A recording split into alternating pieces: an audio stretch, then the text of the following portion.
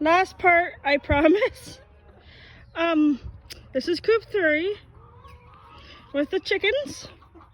We're not ready for them to come out yet, but that's where they usually come out. Or we just open the gate. So then we go to coop 2 and we have more friends, and they usually can get out the same way or the gate.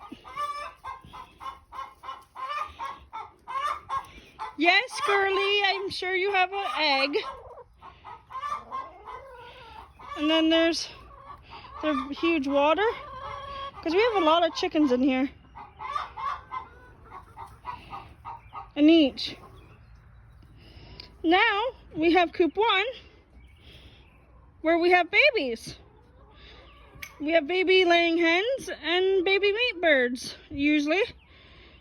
And this year we do have some.